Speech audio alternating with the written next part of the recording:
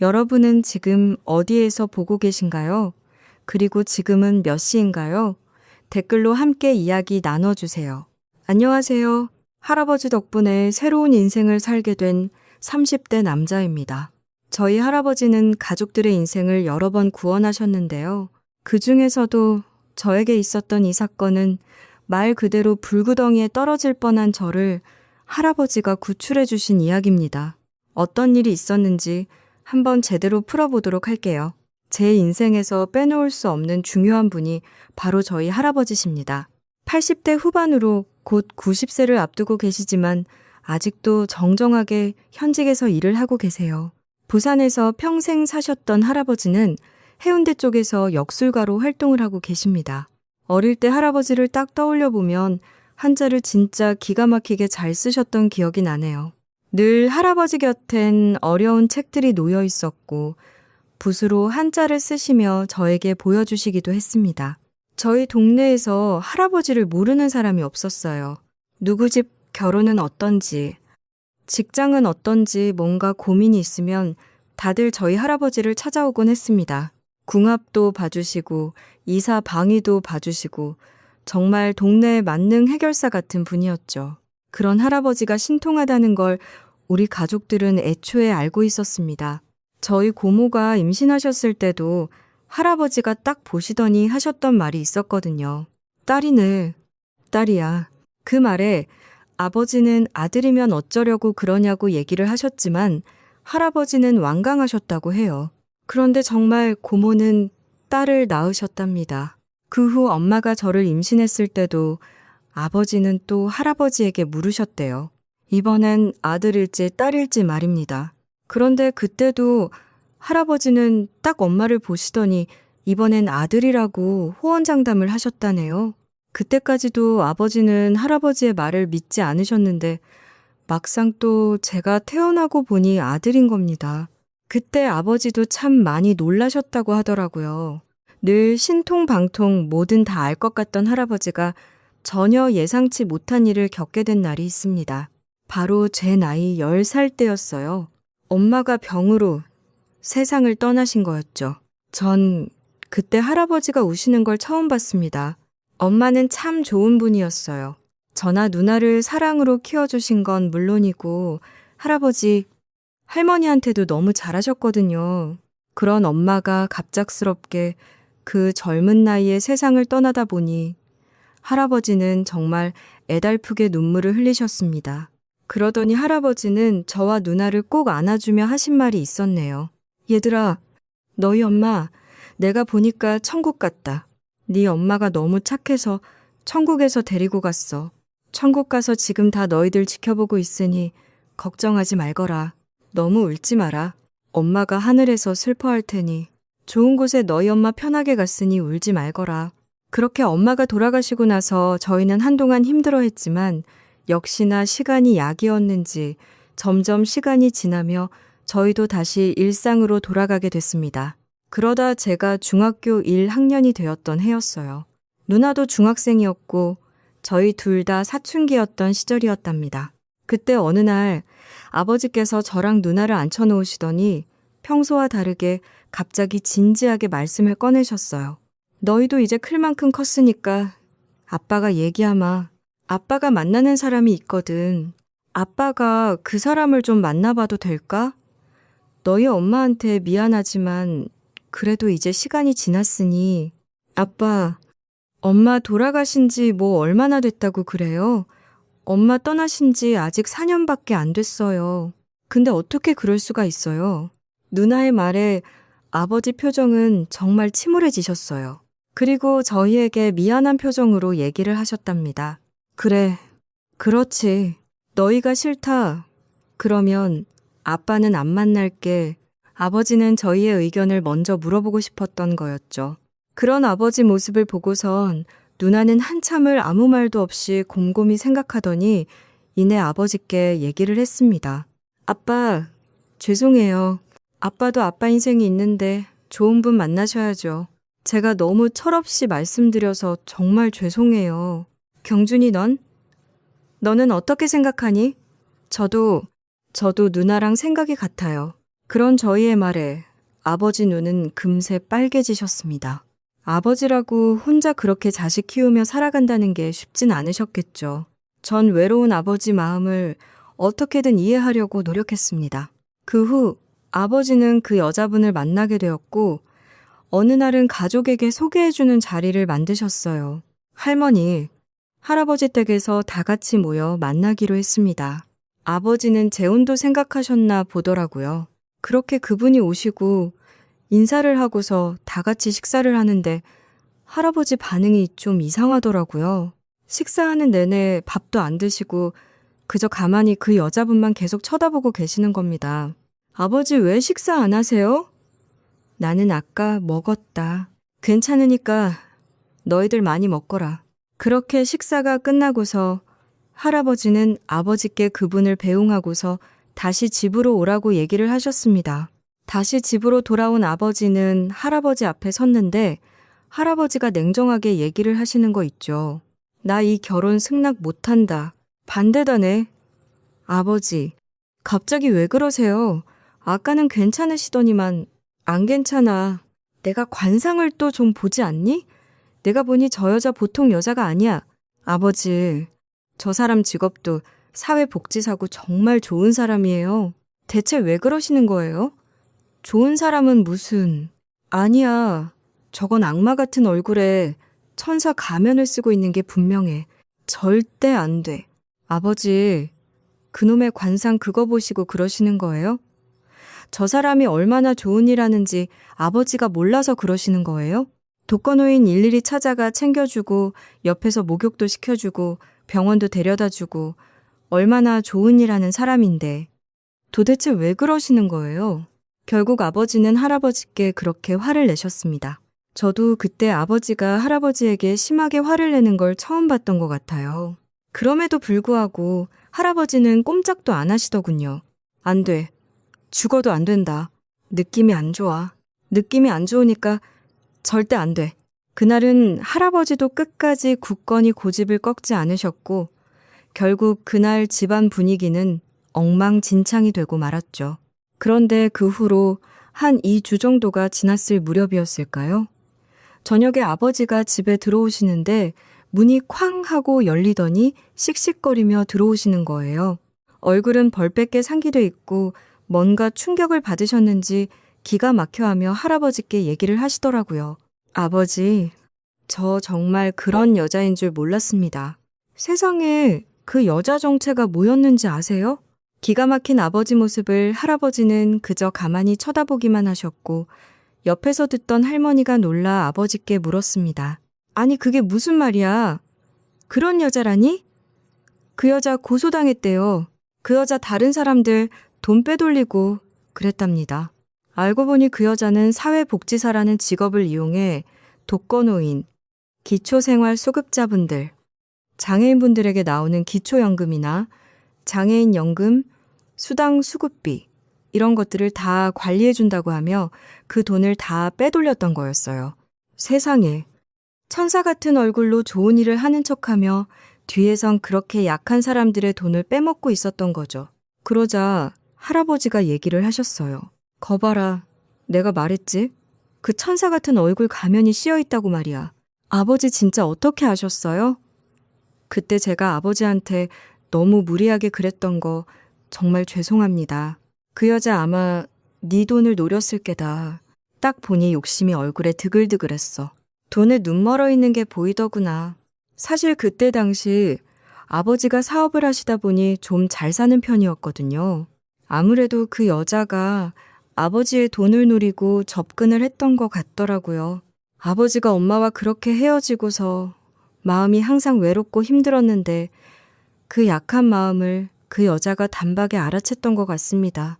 그렇게 저희 가족은 할아버지 덕분에 위기를 벗어날 수 있었어요. 만일 할아버지가 아니었다면 아빠는 그 여자 실체에 대해 알아볼 생각도 하지 않고 정말 결혼까지 했을지도 모르니까요. 그날 이후로 아버지는 할아버지의 말씀을 전적으로 신뢰하게 되셨죠. 전 사실 그때 좀 어렸던 터라 그걸 잘 실감하지 못했었거든요. 그러다 나중에 정말 제 인생의 결정적인 순간이 찾아오면서 할아버지의 말이 얼마나 중요한지 깨닫게 됐어요. 시간이 흘러 전 의대에 진학했고 누나는 저보다 먼저 사회에 나가게 되었죠. 누나는 사회생활하며 연애도 여러 번 했지만 사실 전 공부에만 신경 쓰다 보니 연애도 제대로 하지 못했었거든요. 정말 30이 넘을 때까지 한 번도 연애를 해보지 못했어요. 의대 들어가고 나서 정말 바쁘게 지냈거든요. 학사 과정을 마치고서 인턴, 레지던트까지 정말 잠을 제대로 못 잘 때가 많았습니다. 그러다 전 성형외과를 선택하게 됐고 전문의를 따고 나서 부산 쪽 병원에 취업을 하고 나니 그제야 점점 생활에 여유가 생겼던 것 같아요. 주변에서도 왜 아직 연애 안 하냐, 못하는 거냐 난리였지만 저도 솔직히 좀 답답하더라고요.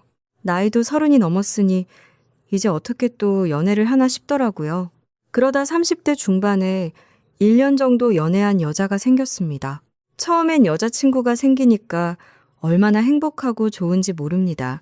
하루하루가 보람차고 일이 끝날 때만 기다려지고 설레는 날들이 많았죠. 그런데 마냥 좋은 건 아니었습니다. 이 여자친구가 엄청 집착이 심했던 거죠.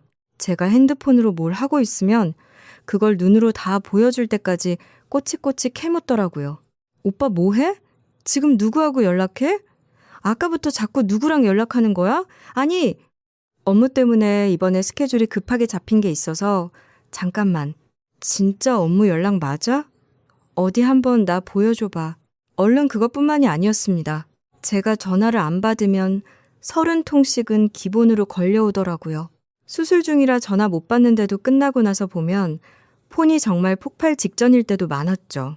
그러다 어느 날부턴 불쑥 병원에 예고 없이 나타나기도 하고 진료 중인데 대기실에서 버티고 앉아있고 환자 상담 중인데 들어오려고 하다 보니 더 이상은 안 되겠다는 생각이 들었습니다.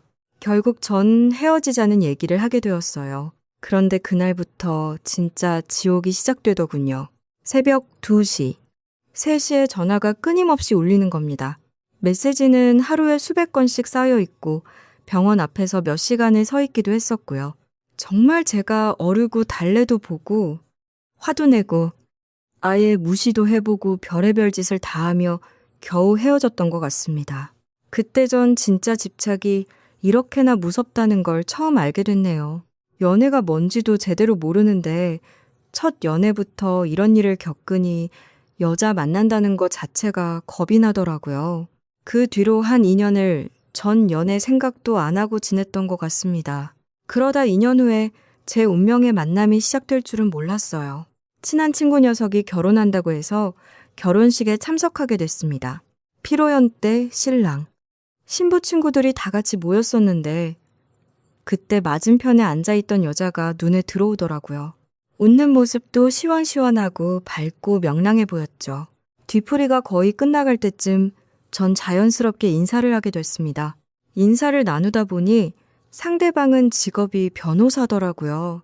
아무래도 저나 상대방이나 전문 직종에 있다 보니 이런저런 대화를 꽤 많이 나누게 됐습니다. 그러다 명함을 주고받게 되었어요. 사실 그땐 그냥 스쳐 지나가는 인연이구나 생각을 했었는데 이 여자가 저에게 먼저 연락이 온 겁니다. 같이 커피 한 잔 마시자는 연락에 만나게 되었고 그 후로도 종종 커피도 마시고 연락도 주고받다 보니 어느새 감정이 생기더라고요. 그렇게 더 만날수록 씩씩하고 당당하고 강단 있는 여장부 같은 느낌의 이 여자와 연애를 시작하게 되었죠. 한 달, 2달, 석 달 만나면 만날수록 점점 더 좋은 사람이라는 걸 알게 되었어요. 여자친구는 정말 착하고 좋은 사람이었답니다. 하루는 퇴근하고서 만났는데 그날따라 한숨을 푹 쉬며 힘들어하더라고요. 전 너무 걱정돼 물어봤습니다. 왜? 오늘 무슨 일이라도 있었어? 아, 그게 오늘 상담 하나를 받았는데 남편이 바람을 피웠더라고. 근데 애가 또 셋이라네. 거기다 암까지 걸려서 이러지도 저러지도 못하고 막 오열하면서 얘기를 하시는데 내 마음이 다 아프더라. 근데 남편이 또 재산을 죄다 탕진해서 돈도 별로 없으시더라고. 아이고, 그런 일이 있었구나. 참 힘들겠네. 이혼하려면 변호사 비용도 들고 그렇잖아. 아무튼 무슨 그런 나쁜 사람이 다 있대? 그러게 말이야. 그래서 그냥 내가 소송 도와드린다고 했어. 같은 여자 입장에서 너무 마음이 아프더라고.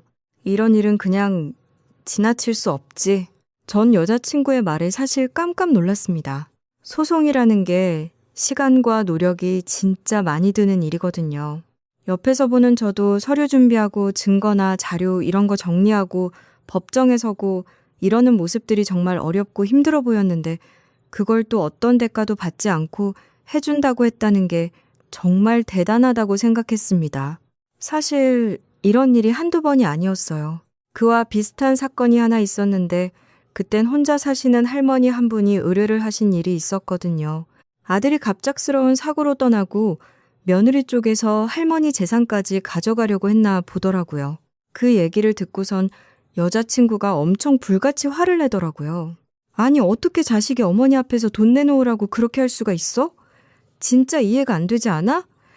나 정말 속이 부글부글 끓어올라서 참느라 고생했어. 아유, 그러게 말이야. 아니, 그럴 수가 있대? 도저히 이해가 안 된다. 그래서 소송 어떻게 하려고? 내가 어떻게든 할머니 재산 지켜내려고. 아들까지 잃었는데 재산까지 빼앗기면 그 할머니한테 뭐가 남겠어? 내가 어떻게든 지켜낼 거야. 그렇게 여자친구는 또 사건 수임료도 안 받고 그 할머니의 사건을 도와주기도 했습니다. 그런 모습을 보며 진짜 여자친구가 존경스럽기도 했어요. 사실 법정에서만 그런 게 아니었습니다. 한 번은 같이 차를 타고 고속도로를 달리다 휴게소에 들른 적이 있었거든요. 화장실에 다녀오는 길에 여자친구가 또 멈춰서더니 바닥에 누가 버린 쓰레기를 쓱 줍는 거였어요. 그러고선 쓰레기통까지 걸어가 그걸 버리더라고요. 왜 그렇게까지 해? 그냥 둬도 되는데. 손 지저분해지잖아. 누가 하면 뭐 어때서. 길거리 깨끗해지고 좋잖아. 왜 이렇게 사람들 바닥에 함부로 쓰레기를 버리는지 몰라. 나중에 이거 다 벌 받을 거야. 평소에도 남에게 피해 끼치지 않으려고 노력하고 그렇게 정직하게 삶을 살아가는 여자친구 보면서 저는 참 본받을 게 많은 사람이구나 생각했습니다. 여자친구는 참 바쁘고 부지런했어요. 틈틈이 만나 데이트를 하고서 집에 돌아간 이후로도 여자친구는 자기 사건을 정리하느라 바빴습니다. 연락을 해도 잘 안 될 때도 많았고요. 아, 오빠 전화했었구나. 어제 사건 정리하느라 정신이 없었어. 아, 그렇게 바빴어? 어제 그럼 데이트하지 말고 집에 일찍 보낼 걸 그랬나 보다. 아이고, 난 그것도 모르고. 아니야, 오빠 만나니까 오히려 힐링되는데 뭘 그렇게 바쁜 와중에도 저를 잘 챙겨주고 다정하게 얘기해주는 여자친구에게 정말 고마운 마음도 많이 들었습니다. 이런 사람과 1년 4개월의 연애를 하며 저는 마침내 내가 평생을 함께할 사람이 이 사람이구나 하는 생각이 들더라고요. 이렇게 잘 연애를 하다가 자리도 더 잡고 준비를 해서 40대가 넘어가면 결혼할 수도 있겠다 생각을 했었죠. 그러던 찰나에 어느 날 여자친구에게서 연락이 왔습니다. 오빠, 나 오늘 오빠한테 할 말이 있는데 오늘은 좀 괜찮은 곳에서 밥 좀 사주면 좋겠어. 그래. 근데 오늘 무슨 날인가? 아니, 그런 게 있어. 아무튼 내가 괜찮은 곳으로 알아볼게. 그렇게 저희는 분위기 좋은 레스토랑을 예약하고서 만나게 됐습니다. 분위기 좋게 식사를 마치고 디저트를 먹는데 갑자기 여자친구가 가방을 뒤적이더니 보여줄 게 있다고 저에게 말을 하더라고요. 그러더니 가방을 뒤적이다. 뭔가 꺼내는 거예요. 그리고 그 물건을 본 순간 제 머리는 하얘지고 말았습니다. 그건 바로 임신 테스트기였거든요. 한참 동안 진짜 아무 생각도 나지 않더라고요. 이거 진짜야? 아, 그럼 내가 장난으로 이걸 보여주겠어? 아직 병원은 안 가봤는데 느낌이 영 그래서 해봤더니만 2줄이었어. 전 솔직히 그 테스트기를 보자마자 처음엔 좀 놀랐지만 너무 기쁘더라고요. 오히려 가슴 한쪽이 뜨거워지며 뭐라 설명할 수 없는 그런 울컥한 감정이 올라오더라고요. 그리고 가만히 제가 어떤 말을 할지 기다리고 있던 여자친구를 향해 저는 얘기를 했습니다. 우리 결혼하자. 안 그래도 내가 말하려고 했는데 이렇게 큰 선물을 줘서 정말 고마워. 우리 결혼하자. 그렇게 저희는 결혼을 결심하게 되었어요. 아무래도 임신을 했다 보니 좀 빠르게 결혼식을 치러야 되겠다는 생각이 들었습니다. 그래서 먼저 저희 집에 인사를 드리기로 했어요. 아버지는 좀 놀라시긴 했지만 이내 예비 며느리를 보자마자 마음에 쏙 들어 하시더라고요. 아버님, 죄송합니다. 순서가 좀 바뀌긴 했는데 제가 앞으로 정말 잘할게요. 아니다. 됐다. 됐어. 나이가 있는데 순서가 어떻든 뭐가 문제겠어. 난 이놈이 장가 못 갈까봐 걱정이었는데 오히려 이렇게 손주 걱정까지 덜어주니 나야 더 행복하지. 너무 기뻐하는 아버지 모습을 보며 참 제가 며느리감을 잘 데리고 왔구나 하는 생각이 들었네요. 그리고 저희는 어머니 산소에도 가서 인사를 드리게 됐습니다. 그곳에서 전 다시 한번 예비 아내의 성품에 놀랄 수밖에 없었어요. 저도 못 챙겼는데 예비 아내가 낫자루 하나를 들고 온 거 있죠? 아니, 어떻게 이걸 다 챙겨왔어? 전에 내가 벌초 쫓아가 봤거든?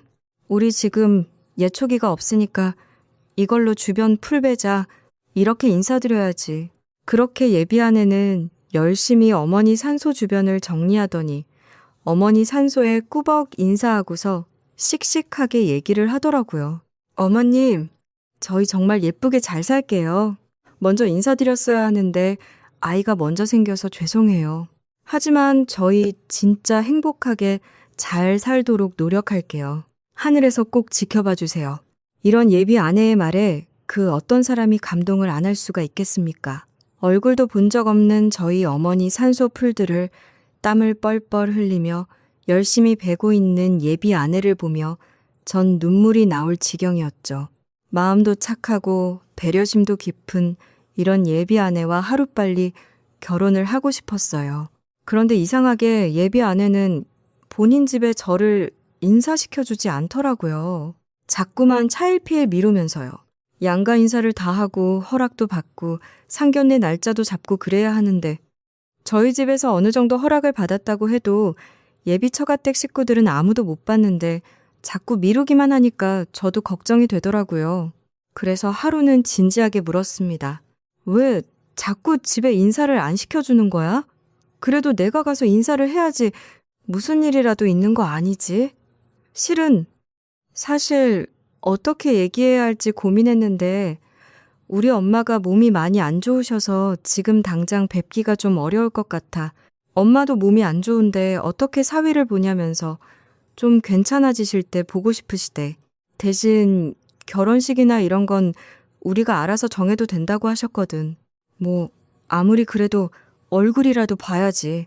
결혼이 무슨 우리 둘만 하는 것도 아니고 나도 그렇게 얘기했는데 엄마 입장에서도 그게 아닌가 봐.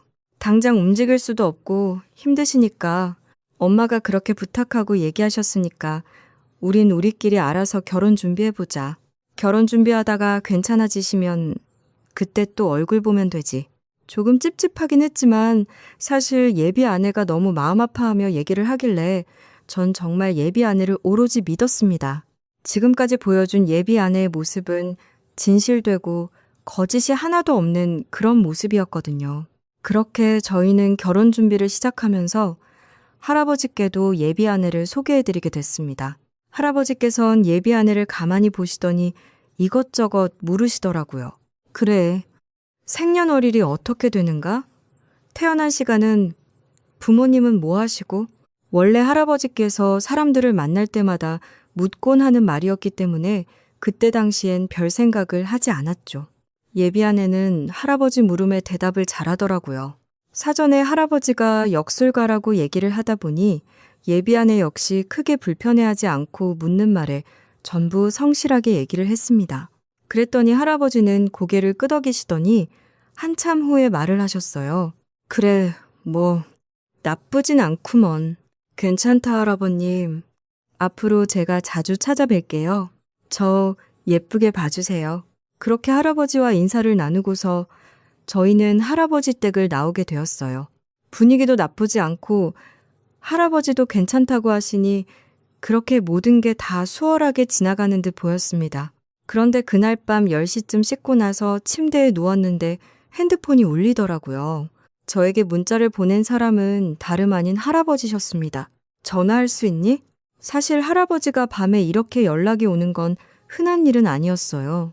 전 바로 할아버지께 전화를 걸었죠. 할아버지 무슨 일 있으세요? 아까 너 앞이라서 내가 제대로 얘기 못한 것 같아서 전화하라고 그랬다. 네? 무슨 얘기 말씀이세요? 그 여자 절대 안 된다. 저는 갑작스러운 할아버지 말에 너무 당황스러웠습니다. 할아버지 갑자기 안 되신다뇨? 아까는 괜찮다고 하셨잖아요. 분명 낮에는 나쁘지 않다고 하셨는데 갑자기 왜 그러세요? 안 된다면 안 되는 거야. 낮에 내가 제대로 얘기 못했는데 내가 쭉 살펴보니 이 여자 문제 있는 여자다. 네? 할아버지 왜 그러세요? 얼마나 좋은 여잔데요. 저 살면서 이렇게 좋은 여자 처음 봤어요. 안 된대도 내 얘기 못 믿겠으면 네가 뒷조사라도 한번 해보든가. 너 그때 네 애비가 너 어릴 때 데리고 왔던 그 여자 기억나냐? 너희 아빠가 결혼할 여자 데리고 왔었잖아. 나 그 여자 인상이야. 그 아줌마요? 아, 전혀 다른데 무슨 소리 하시는 거예요? 아이, 그런 게 있다니까 그러네. 아무튼 절대 안 된다. 절대 안 돼. 그러고선 할아버지는 전화를 끊어버리셨어요. 전 할아버지의 전화를 받고 나서 너무 당황스럽더군요. 아니, 어떻게 저렇게 사람이 착하고 좋은데 그 어릴 적 가면을 썼던 그 아줌마랑 똑같다고 하시는지 이해를 할 수가 없었습니다. 솔직히 할아버지가 이젠 연세도 있으시고 사람을 잘못 보시는가 생각도 들었어요. 그런데 그 후부터 좀 찝찝한 일이 몇 번 더 있었습니다. 밤에 계속 잠도 설치고 악몽도 꾸고 그러다 보니 저도 곰곰이 생각을 하게 되더라고요. 생각해보니 예비 아내는 이상하게 집에만 가면 연락이 잘 안 됐거든요. 만날 때도 서로한테 집중하고 핸드폰도 잘 안 보더니 집에만 가면 늘상 바쁘고 전화 한 통 한번 하기가 어렵더라고요. 메시지는 종종 오는데 늘 사건 정리하느라 바빠 통화 못한다는 식으로 넘어가곤 했었고요. 거기다 전에 말했던 처갓댁에 인사 가는 것도 차일피일 미루는 것도 좀 이상하고 아무리 몸이 편찮으시더라도 못 오면 통화라도 하면 되는데 진짜 잠깐 얼굴이라도 보러 갈 텐데 그런 것도 아무것도 안 하니 그게 정말 슬슬 이상하다 싶더라고요. 할아버지와 그 전화를 하고 얼마 안 있어 비슷한 일이 생겼습니다. 그날도 잘 만나서 헤어지고 제가 바로 전화를 했는데 또 전화를 안 받는 거였어요. 그런데 메시지도 안 오다가 다음날 저에게 전화가 온 겁니다. 오빠, 어제 전화했었네. 너 왜 이렇게 연락이 안 돼? 들어가자마자 난 바로 연락했는데 왜 전화도 안 하고 무슨 일 있는 거야? 걱정했잖아. 아, 엄마랑 이것저것 얘기 좀 하느라고 엄마도 좀 걱정이신가 봐. 그러다 보니 나도 진지한 얘기하느라 시간 가는 줄 몰랐네. 엄마랑 대화하다가 바로 잠들었어. 미안해. 이런 일이 계속 생기다 보니 정말 확실하게 짚고 넘어가야 될 것 같다는 생각이 들었습니다. 그래서 전 바로 여자친구의 뒷조사를 시작하게 되었네요. 말 그대로 흥신소에 의뢰해 알아보게 됐습니다. 그렇게 조사를 시작하고 나서 사실 설마 하는 생각을 많이 했던 것 같아요. 분명 보기에 멀쩡하고 다른 의심할 부분들은 없으니 뭐가 있겠냐는 생각으로 기다렸습니다. 뭐 아무것도 안 나오면 이걸 가지고서 할아버지에게 떳떳하게 얘기도 해야 되겠다 싶었거든요. 그렇게 의뢰를 하고서 한 9일 만에 저는 흥신소에 연락을 받게 됐습니다. 그리고 그 연락으로 제 계획은 완전히 뒤바뀌어 버렸어요. 아, 강경주 씨, 이거 저희가 조사를 해봤는데 여자친구 만나시면 안 되겠는데요? 네? 그게 무슨 소리세요? 부모님이랑 같이 산다고 했죠? 근데 부모님 두 분 다 충청도 시골에서 사시더라고요. 그리고 두 분 다 건강하시고요. 뭐라고요? 저는 흥신소 직원의 말에 정말 경악을 금치 못했습니다. 분명 아픈 부모님 모시고 산다던 예비 아내의 말은 사실이 아니었어요. 멀쩡히 부모님께서 건강하게 시골에 살고 계신다는 말에 이게 도대체 무슨 소린가 싶더라고요. 그런데 더 경악스러운 말은 따로 있었네요. 아, 그리고 이건 좀 말씀드리기가 뭐한데요. 그냥 말씀해보세요. 보니까 얼마 전까지 같이 동거했던 남자가 있었나 보더라고요. 만난 기간이 한 3년, 4년 정도 되는 것 같은데 이것도 모르신 거죠? 네? 남자요? 전 순간 제 귀를 의심했습니다. 동거라니. 그것도 4년을 만났던 남자가 있었다는 게 도무지 믿어지지가 않았어요. 전화기를 쥔 손이 부들부들 떨리기 시작하는데 흥신소 직원이 제게 얘기를 하더라고요. 네, 그 사진이랑 이것저것 보내드릴 테니까 한번 확인 좀 해보시겠어요? 그러더니 흥신소 직원이 보내준 사진들을 보고 저는 그 자리에서 털썩 주저앉고 말았습니다. 사진 속엔 다정하게 찍힌 연인의 사진이 들어있었거든요. 그리고 예비 아내의 남자친구라는 사람이 보낸 메시지엔 두 사람이 얼마 전까지 가까운 사이라는 증거가 다 들어있었고요. 사진 속엔 두 사람이 나란히 앉아있는 사진도 있었는데 둘이서 장을 보고서 집으로 들어가는 장면도 찍혀 있었고 다정하게 애정 표현을 하는 장면까지 모두 찍혀 있었어요. 알고 보니 예비 아내는 저와 만나는 동안 남자친구와의 관계도 계속 유지하고 있었나 보더라고요. 그러다 임신을 하게 됐고 저에게 프로포즈를 받으니 그 남자친구를 차고 저와 새 삶을 살 계획이었던 거죠. 그 모든 사실을 알고 나서 전 두 손 두 발이 덜덜 떨리고 심장이 훅 내려앉아 미친 듯이 쿵쾅거리더라고요.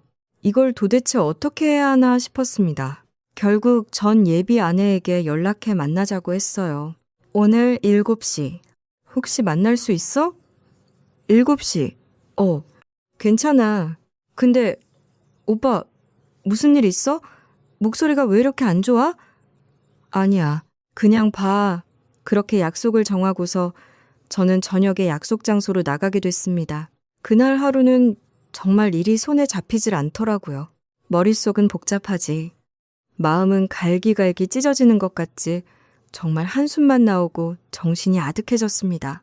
그리고 얼마 뒤 약속 장소에 예비 아내가 도착하자 전 아무런 말 없이 증거 자료가 있는 봉투를 예비 아내에게 건넸어요. 처음엔 이게 뭔가 싶던 예비 아내는 서류 봉투를 열어보고 하나하나 보더니 경악을 하며 얘기를 하더라고요. 이게 왜 여기 있지? 그런데 예비 아내는 역시나 뻔뻔한 사람이더군요. 제가 지금껏 알고 있던 예비 아내는 그저 연기를 했던 것 같습니다. 예비 아내는 처음엔 깜짝 놀라더니 이내 저에게 따져 묻더라고요. 뭐야? 설마 오빠 내 뒷조사한 거야? 이거 몰래 뒷조사한 거 법으로 걸리는 거 몰라? 이거 다 불법이야.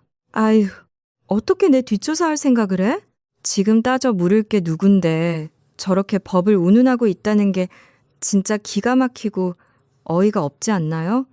솔직히 미안하다고 잘못했다고 싹싹 빌면 모를까.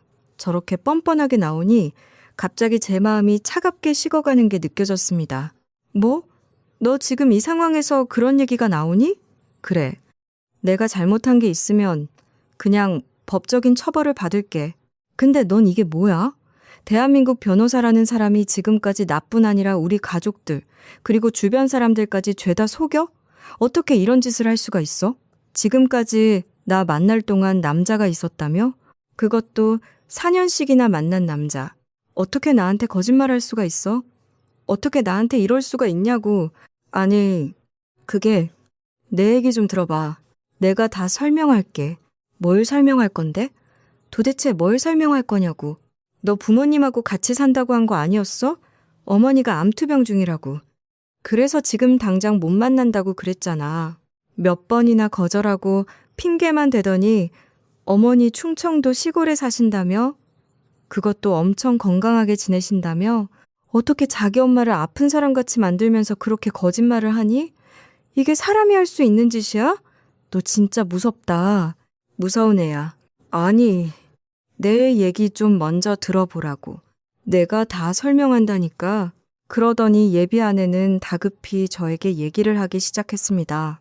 그 말들도 진짜 어이가 없는 말들 뿐이었어요. 그래, 맞아. 정확하게 내가 얘기할게. 나 만나는 남자 있었어. 근데 솔직하게 사람 만나다 보면 만나고 헤어질 수 있는 거잖아. 안 그래? 그냥 그 남자랑은 헤어졌어. 지금은 아예 남이라고. 그래? 그럼 언제 헤어졌는데? 최근까지도 만났다면서? 최근까지도 만난 거 아니었어? 아니, 그게 하도 걔가 나한테 매달리고 다시 잘해보겠다고. 그래서 우리 다시 시작해보자. 그러기에 내가 거절하려고 만난 거야. 마지막 딱 한 번만 만나달라고 하길래 내가 그래서 만난 거라고. 저는 끝까지 거짓말하는 예비 아내의 말에 그저 기가 막힐 뿐이었습니다. 이미 흥신소에서 모든 사실관계 다 확인하고 저에게 시한 얘기를 해준 건데 예비 아내는 저와 만나기 전부터 헤어졌다고 그렇게 거짓말을 늘어놓더라고요. 웃기지 마. 너 나 만나고 있으면서 양다리 걸쳤다는 거 다 알고 얘기하는 거야. 그래.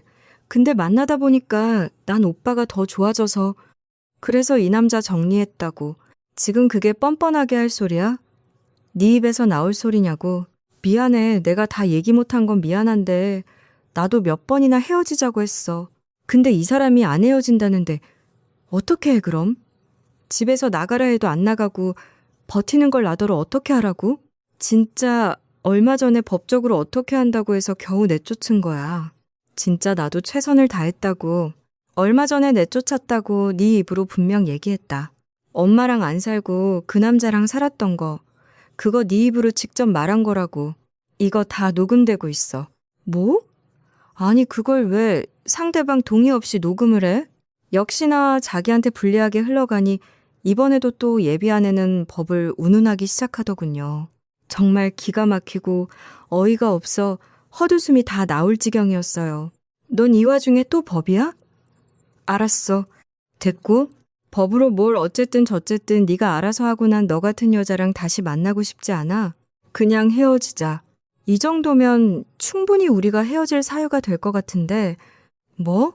헤어지자고? 아니 그러면 우리 애는? 나 지금 임신했잖아. 갑자기 이렇게 헤어지자고 하면 어떡해. 우리 뱃속의 애는 어쩌고. 야, 양심을 걸고 얘기를 해봐. 같이 산 남자 사이에서 임신할 확률이 높겠냐? 아니면 떨어져 따로 사는 사람 아이일 가능성이 높겠냐? 상식적으로 생각을 해봐. 네, 그 똑똑한 머리로 한번 생각해보라고. 아니야, 맞아. 오빠, 애 맞다고. 오빠, 진짜 나랑 헤어지려고? 정말로 나랑 헤어질 생각인 거야? 나 정말로 미혼모 만들 생각이냐고. 끝까지 그렇게 자기 입장만 생각하는 예비 아내를 보며 저는 더 이상 말이 안 통하겠구나 하는 생각이 들더라고요. 그래서 더 냉정하게 얘기를 했죠. 네가 말하는 그 잘난 변호사님이 알아서 하세요. 나중에 그 애가 정말 내 아이가 맞다고 하면 내가 정식으로 양육비 줄 생각이 있으니까 걱정하지 말고 네가 파혼 사유 만들었으니 나한테 소송을 걸든 뭐하든 그거 네가 알아서 해. 알았어. 다시 나한테 연락하지도 마. 조금이라도 나한테 피해 오면 내가 정신적 손해배상으로 고소 준비할 테니까 양심의 가책도 느끼지 않는 너랑은 도저히 안 되겠다. 아니, 잠깐만 오빠. 이거 놔. 너 같으면 내가 널 용서하고 받아주겠니? 지금까지 날 속였던 건 네가 생각해도 소름 끼치지 않아? 더 이상 나 잡으면 너 말고 내가 법대로 할 거니까 각오해. 그렇게 예비 아내는 제 팔을 붙들었지만 저는 그 손을 뿌리치고 나와버렸습니다. 진짜 이 여자와 더 이상 얽히면 안 되겠다는 생각이 바로 들었어요. 이후로도 정말 수십 번 연락이 오고 문자가 왔습니다. 오빠, 내가 잘못했어. 나 진짜 많이 반성하고 있어. 잘못한 거 앞으로 내가 다 갚으면서 살게. 그러니까 우리 헤어지지만 말자. 오빠 전화 한 번만 받아봐. 우리 한 번만 만나서 얘기해. 오빠가 오해하고 있는 게 있어. 이 아이 오빠 아이라니까. 내가 그걸 모르겠어? 오빠, 아이들 이렇게 태어나기도 전에 상처부터 줄 거야? 제발 전화라도 좀 받아봐. 나 정말 소송이라도 해야 돼? 우리 좋았었잖아. 나 소송하고 싶지 않아. 그러니 대화로 풀자. 애걸복걸 빌기도 하고 은근슬쩍 저를 협박하기도 하며 그렇게 여러 번 문자하고 전화가 왔습니다. 그렇지만 전 단 한 통도 받지 않았어요. 나중엔 전화번호를 수신 차단해버리고 말았네요. 그렇게 저희는 파혼을 하게 됐습니다. 그런데 그 후에 어떻게 됐는지 아시나요? 그 뱃속의 아이 역시나 제 아이가 아니었더라고요.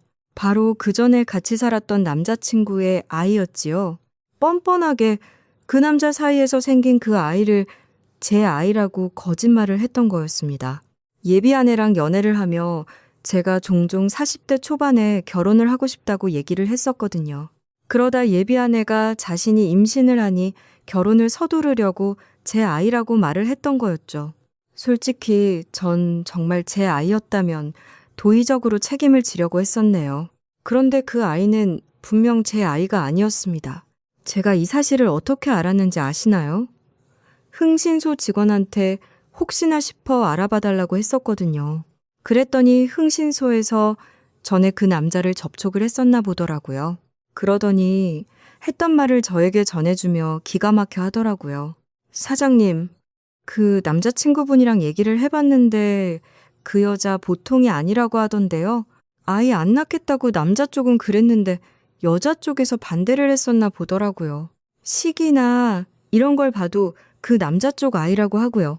그 남자친구분도 엄청 울분을 토하시던데 사장님 헤어지시길 잘한 것 같네요. 제 아이가 절대 아니라는 말씀이신 거죠? 네. 기간상으로도 아니고 이미 그 여자분도 사장님 아이가 아니라고 생각했나 보던데요. 사장님이 헤어지자마자 여기 남자 쪽에도 또 연락을 했나 보더라고요. 근데 이쪽 남자분도 이미 사정을 다 알게 돼서 받아줄 리도 없고요. 혼자 알아서 키우라고 했다던데 그것까진 자신이 없나 봅니다. 결국 예비 아내는 아이를 혼자서는 못 키우겠는지 아이를 낳지 않았다고 들었습니다. 그리고서 이후에 완전히 연락이 끊겼답니다. 도대체 어쩌자고 저한테 그런 어마어마한 거짓말을 해가며 결혼을 하려고 했는지 이해를 할 수조차 없네요. 그렇게 똑똑한 여자가 생명을 가지고 이런 거짓말을 쳤다는 게 그저 기가 막힐 따름입니다. 솔직히 위자료를 받을까, 고소를 해볼까 생각을 처음에는 하기도 했네요. 이런 충격적인 사건을 겪었는데 가만히 있을 수가 없지 않습니까? 그런데 가만 생각해보니 이 여자랑 이걸로 마주치고 싶지도 않더라고요. 그래서 그냥 인생 살면서 큰 똥 한 번 밟았다 생각하고 다 차단하고 연락을 끊어버린 거였죠. 지금도 우리나라의 변호사분들이 엄청 많다곤 하지만 대부분의 변호사들은 다 훌륭하고 좋으신 분들이라는 거 알고 있습니다. 진짜 극소수의 사람들이 이렇게 엄청난 일을 저지르는 거겠죠. 이건 솔직히 그 여자가 이 정도의 인성과 양심을 갖고 있었기 때문에 벌어진 일일 테고요. 그 이중 생활하며 단 한 번도 양심에 찔리지 않았던 걸까요? 그렇게 법 공부를 한 사람이 남의 인생을 이렇게까지 짓밟으려고 할 수 있다는 게 아직도 이해가 되지 않습니다. 결국 그렇게 제 결혼은 시작도 못 해보고 끝이 났네요. 모든 사실이 밝혀지고서 더 이상 제가 자신을 용서하지 않을 것 같았는지 어느 순간부터는 그 여자에게서 연락은 오지 않습니다. 지금은 또 어디서 뭐라고 지내는지도 모르겠고요. 또 어느 다른 사람을 만나 속이는지도 모르겠지만 이번에 진짜 제대로 반성을 해서 앞으로는 세상을 좀 똑바로 살길 바랄 뿐입니다. 그리고 제가 전 예비 아내를 친구 결혼식에서 만났다고 했잖아요. 그 친구도 나중에 그 사실을 알고 나서 저에게 그런 여자인 줄을 몰랐다고 사과를 했습니다. 당사자가 아닌 사람도 이렇게 사과를 하는데 끝까지 그렇게 법 운운하며 뻔뻔하게 나온 그 여자는 더 이해가 되질 않네요. 아무튼 이 사건이 지나고서 저는 다시 솔로로 돌아왔습니다. 제가 만나는 여자마다 왜 이렇게 골치 아픈 일이 벌어지는지 모르겠네요. 어쩌면 지금은 여자를 만날 때가 아니라는 걸 보여주는 건가 싶기도 합니다. 그 사건 이후 전 할아버지께 정말 감사하다고 말씀을 드렸어요. 할아버지는 역술가이면서 관상가이기도 하다 보니 아무래도 얼굴을 보면 어느 정도 딱 나오나 봅니다. 물론 그게 다 100% 맞는 건 아니겠지만 이젠 저도 어느 정도 할아버지 말씀에 믿음이 가는 것 같네요. 아버지랑 누나에게 모든 사실을 털어놓았을 땐 사실 다들 엄청 놀라기도 했습니다. 세상에 어떻게 그런 일이 다 있다니. 아, 그럼 지금까지 다 거짓말이었다는 거야? 어떻게 다 들통날 거짓말을 그렇게 뻔뻔하게 할 수가 있어? 그러게, 아유, 할아버지 아니었으면 어쩔 뻔했어? 그래도 천만 다행이다야. 만약에 아무것도 모르고 결혼했으면 아우, 생각만 해도 아주 소름 돋네. 차라리 이렇게 알게 된 게 다행이야. 아버지와 누나 두 분 다 엄청 놀라기도 했지만 저도 지금 알게 된 게 다행이라는 이 말에 동의를 합니다. 만일 아무것도 모르고 결혼까지 했다면 제 인생은 또 어떻게 됐을지 모르죠. 할아버지 덕분에 제 인생을 이렇게 구출하게 됐습니다. 지금은 여자친구를 만들기보다 제가 사회에 좀 더 좋은 사람으로서 이바지할 수 있도록 노력하고 있네요. 기부도 하고 봉사도 다니며 더 보람찬 삶을 살기 위해 열심히 살고 있습니다. 어쩌면 나중엔 좋은 인연을 만날지도 모르겠지만 그래도 이렇게 뜨겁게 대어봤으니 다음에 만나는 사람은 더 현명한 눈으로 잘 볼 수 있지 않을까 생각하고 있어요. 그리고 요즘은 시간 날 때마다 할아버지를 찾아뵙고 있습니다.